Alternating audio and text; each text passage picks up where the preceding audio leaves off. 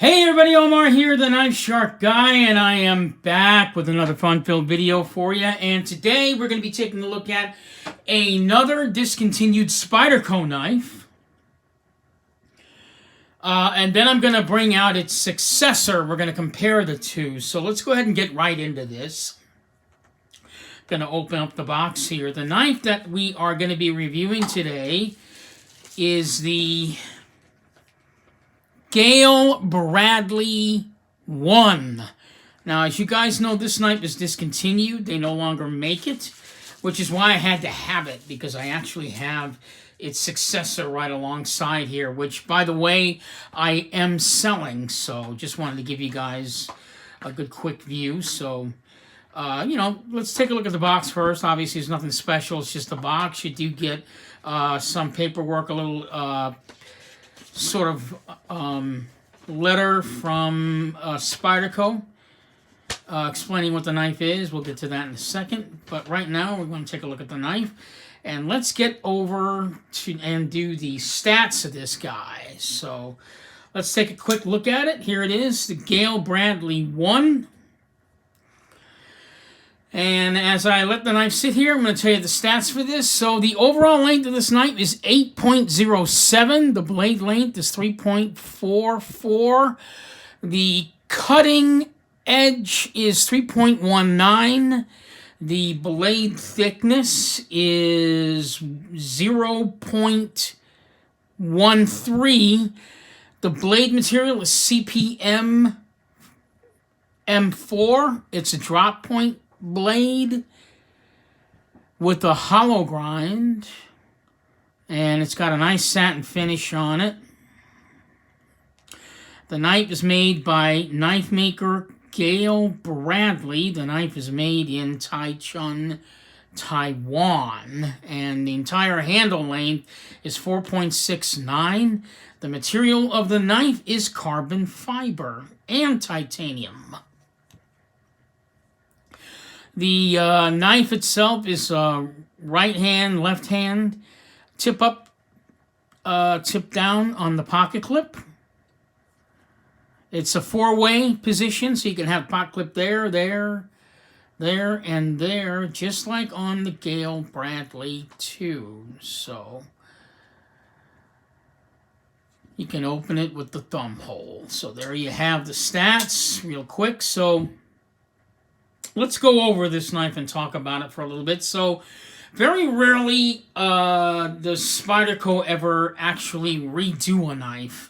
Usually what Spyderco does is they come out with a version of a knife, they call it the 1, and then the next version of the knife, they call it the 2. And it's usually, the difference between the two is usually just size. But in this case, it wasn't really meant to be released that way. They actually released this version first, realized that the knife did not have as much appeal as they thought it would have. So I think Gayle Bradley went back to the drawing board, and in this case, he redesigned the knife. And I'm not quite sure what that means. I mean, it does say a lot about the knife making world and how important the making of a knife is, whether it's popular with people or whether it's not popular with people. I mean, I haven't seen very many knives where they do that, where they actually take a knife, release it, and then a few years later they go, you know what, I don't like the way that knife looked, let's make it again and let's do it better. They hardly ever do that. Like I said, usually when knife companies come out with the second version of a knife, it's meant to be another variation of the knife, not a replacement of the original one like they did with this knife. Case in point, like I said, this knife is no longer around. It is now discontinued. So the knife is sort of like a medium-sized knife. It's not as big as the 2, which I'm going to bring out in a second. And since we're already talking about size, let's go ahead and do some size comparisons. So here it is up against one of my favorite all-time knives, the Benchmade Anthem. Okay, so as you can see, I think technically it's about the same size, or close to the same size as the Anthem right there. And why don't we go ahead and put it up against a knife I haven't brought out in a while, my Zero Tolerance in LMAX 0562.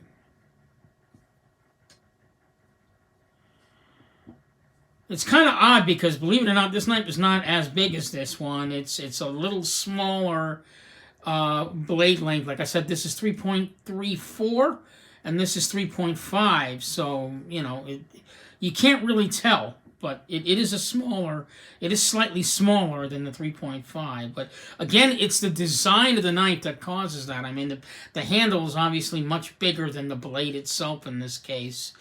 So that might have been one of the reasons why they redid the knife. Who knows? I mean, aesthetically, it is kind of weird looking. Let's go ahead and put it up against the a different size knife for a change. How about the Spyderco, the Sebenza 21? So as you can see, it's bigger than the Sebenza 21. So. And how about the Kershaw bare knuckle knife, which is kind of popular with everybody, although this is the M390 version in carbon fiber, but so there you go. So yeah, I mean the Spyderco Gayle Bradley I, I mean, like I said, they had to redo it for whatever reason. I honestly believe it was just aesthetics, because the steel is absolutely amazing. It's M4 steel. Just taking a look at this knife, I'm going to bring out the Gayle Bradley II here in a second. The centering on this knife is dead center.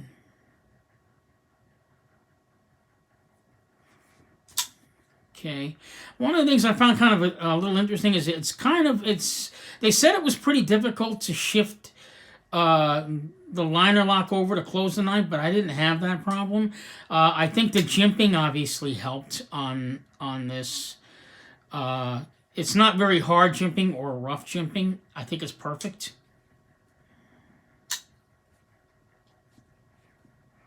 The knife is incredibly smooth. Very, very smooth knife. It opens and closes very, very smoothly. The ergonomics on this knife, they're good. I'm not going to say they're excellent, but they are good. What's interesting about this knife is it kind of, I guess it kind of shadows the, as weird as it sounds, the Yojimbo 2 in kind of a small, minute way. As you can see, they've got grooves here for your finger, like on the Yojimbo 2. You know, they've actually, you know exactly where to put your hand on the knife. Your finger would go here, and then the other finger would go there, and then your third finger, it kind of misses the mark there because you kind of tend to put your ringer finger right over the lump there, which doesn't feel correct. But if you do your little shifting over to this part of the knife, it gets comfortable, and there's even obviously room for your pinky as well. So ergonomically, it's good. It's not great, but it is good. Really nice with the 4-way pocket clip. I love the open construction of the knife with the standoffs on there. Also, the liner is skeletized, which makes the knife fairly light. Not incredibly light, but at least light enough that it's not all that heavy. So again, the pocket clip, they got to do something about that pocket clip. It doesn't look very nice on this knife, I don't think. It is an overall excellent piece. I just think that the blade shape is a little funky. That might be another reason why they decided to redo the knife with the Gayle Bradley II. And as you guys can see, I mean, the blade, I don't know. I mean, the blade shape looks, I don't know, man. It's kind of weird looking. The way it goes down, kind of looks like an alligator, I think. I don't know. But it kind of tends to sort of swoop down like that. I'm not quite sure I like that look of it all that much. Which is kind of ironic because I'm selling the 2, the Gayle Bradley II, and I'm keeping the 1 just because it's discontinued. I'm not saying I completely hate the aesthetics that badly, but I can see why they redid the knife. So without further delay, let's go ahead and bring out the 2. Let's do that and bring that out on here so you guys can take a look at the difference. So the Gayle Bradley I, and here is the 2. So we're taking a look at both knives. Again, the blade size on this one is 3.44. The blade size on this one is 3.57, I think. Slightly larger than 3.5. But as you can see from comparing the 2, aesthetically, the Gayle Bradley II does look a lot better than the 1. Yeah. Couple of differences between the 2 knives where they redid it. I think what happened in this case with the jimping on the knife was that they... on the Gayle Bradley I, they went with a much thicker skeletonized titanium. As you can see, it's a much thicker titanium liner than it is on the brand newer 2 Gayle Bradley II. It's much thinner looking. However, I will say this, I do enjoy the jimping a lot better on the 1 than on the 2 because this is fairly aggressive. I mean, if you were to do that all day, you know, with your fingernail or even with your finger, as rough as that is, that can kind of, you get that sharpness there. It's a little rough on your thumb after a while. So I think what they should have done was just kept the jimping exactly the same on the 2, even though it's a much thinner knife.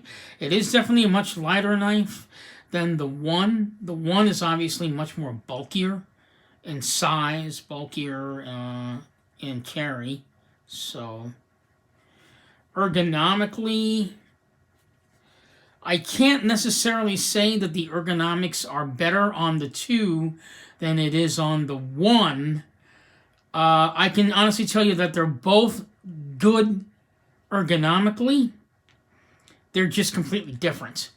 However, with the 2, you won't have any difficulty finding out where to put your fingers on the knife. It's just basically a flat surface, and you can put your hand anywhere on the knife and find comfort that way. Whereas with the Gayle Bradley I, you might have a little bit of a, awkward shifting of the ringer finger there. But other than that, again, it's a pretty good fit in the hand, both of them.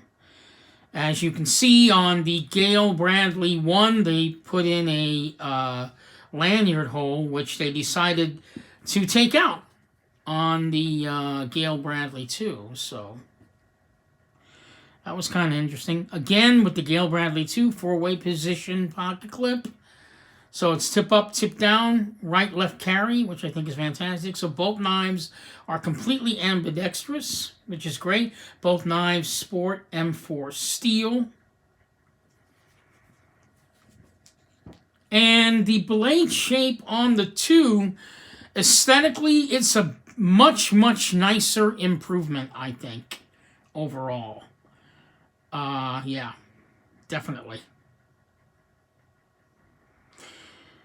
You can definitely tell that it was aesthetics, which was the reason why they redid the knife, at least in my opinion. Take a look at the handles on both these knives. You got this beautiful kind of arc curve on the Gayle Bradley II, which makes it look aesthetically pleasing. Here on the Gayle Bradley I don't know, that straight cut just kind of interrupts your eye. If you want to look at this like art, I guess, But yeah, it does kind of interrupt my eye when I'm looking at it. It doesn't make it look ugly, but it does make the knife look off, at least in my opinion. It's probably one of the few videos that I do where the aesthetics go a long way to explaining why a knife had to be redone. I mean, because this knife is as good of a knife as it is. If you stare at it long enough, you'll get used to it. But you know, right off the bat, if I were in a store and I had to choose between these two knives, yeah, I would go with the two, just because it looks more like a knife than this one. Yeah. So, also another thing too is that the handle is aesthetically, again, it's the handle is like so much bigger looking than the blade, which I thought was kind of weird. Uh, but people that own this knife, I can tell you, people that own this knife and have it as an everyday carry, they do love it, and I can understand why. The steel, the materials, for what it was before they released the two. You know, when you didn't have a choice. I mean, this was an awesome buy. I believe this knife was like right around, I'm guessing, I think it was like right around 180-ish, 185 when they released it, somewhere around there. I'm guessing, I'm thinking, because that's what the two goes for. Yeah, to get a knife in Super Steel M4 steel for under $200 with the carbon fiber materials, yeah, that's a plus. Also wanted to mention, keep in mind that both these knives are not fully carbon fiber. I'm going to tip the knife over so you guys can see. I'm going to try and see if I could use my Sebenza 21 as a pointer for this. From here on the knife up to about there, it's G10. If you can see the separation, I don't know if you guys can see that in the camera, but from here up to about there, it's all G10, and then the top part of it is carbon fiber laminate. So basically they put a layer of carbon fiber, a thin layer of carbon fiber over the G10 to, you know, make it look much more aesthetically pleasing. And of course, it's also good for the ergonomics because you get a good grip on the knife. On both knives. I'm saying that on both knives. Same thing with the Gayle Bradley II. You got the carbon fiber laminate. I think I want to do a video on this knife, that if you guys are like into or starting to move up into the collecting phase, and you want to get a knife with a super steel, because you usually move up in ranks with these when you're collecting knives. At least that's how I did it. You know, I went with the, you know, like the crappy Mauve 13. Not that Mauve 13's a crappy steel, but I started out Mauve 13, moved my way up, you know, like CPM 154, tried the different steels out, so on and so forth. And then you get to, well, I got to get a super steel knife. Obviously, most super steel knives are going to cost you a lot of money because most of them are made from titanium and much higher quality materials, and the knife will usually, for the most part, run you over $200. If you're looking for a super steel knife that's under $200, this is an excellent buy right here. You can't hardly find another one. The ergonomics are incredibly good. It is M4 steel. Keep in mind that M4 steel does not have any corrosive properties, so you're going to have to wipe down the steel quite a bit. Sorry to say I only used this knife once or twice because it was a great knife. I'm selling it on eBay right now. If you guys want to check out on eBay, look for it. I'm the guy that's, I'm actually selling this one. It's on eBay right now, so.